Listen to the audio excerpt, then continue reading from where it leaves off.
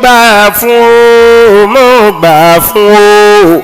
mo gbà fún ọ̀rẹ́ mi Yahya Wasiu ọlọ́jọ́ bí òní mo kúkú kí àní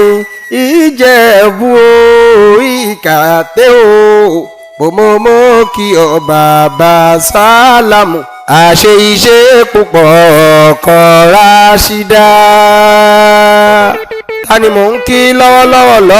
olówó orí ọkọ̀ Rashida ní ṣayẹyẹ ọjọ́ àbí sáyé Wasiu Yahya bàbá Absalamu ni mò ń kí lọ́wọ́ kíkí tí mo kúkú ń kí mò ń kí ọ ní tààrà ọ̀tún ni bàbá Súlíyà ọjọ́ àbí olówọlédé wẹ́rẹ́ po kó gbégbá ọpẹ́ ni February 22 lèmi ń ké sí ọjọ́ àbí ẹni bí ẹni èèyàn bí èèyàn Yahya Wasiu. Ẹ wo Yahya Wasiu ọ̀rọ̀ rẹ̀ tọ́pẹ́ o ó yá máa dúpẹ́ mi lẹ́yìn ọpẹ́ tún ni lọ́wọ́ Elédùmarè ọba aráyé á kí ọ kú oríire níbi gbogbo tó bá dáwọ́lé o àyùn lọ àyùn bọ̀ lọ́wọ́ ń yẹ̀nu máa ṣàmì ńlá ń wàrọ̀ àgbẹ̀ ọ̀ bàbá Abdulrahim máa ṣàmì wìtìwìtì ń pẹ̀lẹ́ o èèyàn yìí àní mo ní ọ̀rẹ́ mi lè yìí ayin ẹ̀gbọ́n mi ni Afẹ́nifẹ́re lọ́jọ́ ayé gbogbo ni pínísí làwa wọ̀nyí ti ń bá ọ̀rẹ́ wa bọ̀ àwáwí kọ́ níbi gbogbo tó bá lọ ire gbogbo kó máa wá ọ wálé máa ṣàmì wìtìwìtì.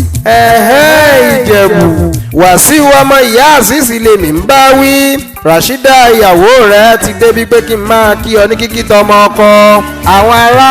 ọ̀rẹ́ àtojúlùmọ̀ náà ń kọ́ gbogbo wọn ló ń kí ọ fún tọjọ́ ọ̀bẹ àtàtà olúwẹsẹ̀ ó yá ní ìlú Ìwòpín ó dáná jẹ́ kí n gba ìlàmọ̀ wọlé Wasiu Yahya súnmọ́ bí kíní ọ̀hún ju pájúṣẹ̀ níkùn mi bí ọmọ mo fẹ́ bá ọ máa délé bàbá tó bí ọlọ́mọ.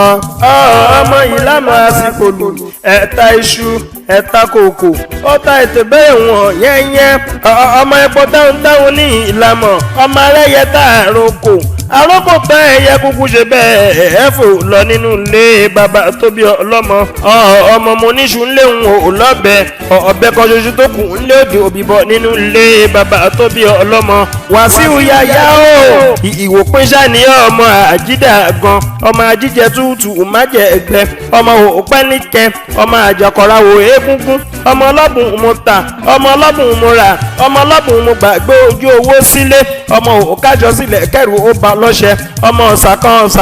ọ̀sàkan tó jà alágọ̀ níjọ́sí tó jà ní wá tó jà lẹ́yìn tó jà lókòókò gbọ̀nràngọ̀dàn ọ̀sà fẹ́rẹ́ wà fẹ́rẹ́ láwo ìwò ìfẹ́rẹ́ Ìjẹ̀bú o ṣebí ìwọ ṣá lọ máa gan níbú tí ibù fẹ́rù tí ibù fọmọ ọmọ àìfà ìbánijẹ gbèsè tí ń bá ní ìsan ọmọ ẹkùn oríṣẹ́ bí ọmọ pọ́nlá tí ń ṣomi dárúdárú ọmọ àbàbà ìtàn òkú ègbùrù ọmọ jàmùjà tí kámúṣu lọ́jà ikú nípa fún àwọn ọmọ rẹ̀ lọ́lá ọlọ́run ọba ìlàyé aláwòrán bí ọlọ́run ọba oníjẹ́ òṣẹ́kù Yahya Wasiu wo Ìjẹ̀bú ìwọ́ṣẹ́ ni mò ń kúkú ń ké sí gbogbo February 22 nídìí ìbàjẹ́ láéláé àlùpàpàpà ni wọ́n pẹ̀lú ìyàwó rẹ̀ Rashida ìyá Abdulsalamu ìrẹ̀ ìkú tí í ṣe balẹ̀ ọ̀rọ̀ lábáwọn máa gbé Ìjẹ̀bú lẹ́yìn tó ṣọjọ́ bí èyí ẹni ẹlẹ́ni ò nígbà ṣe rẹ́ṣẹ̀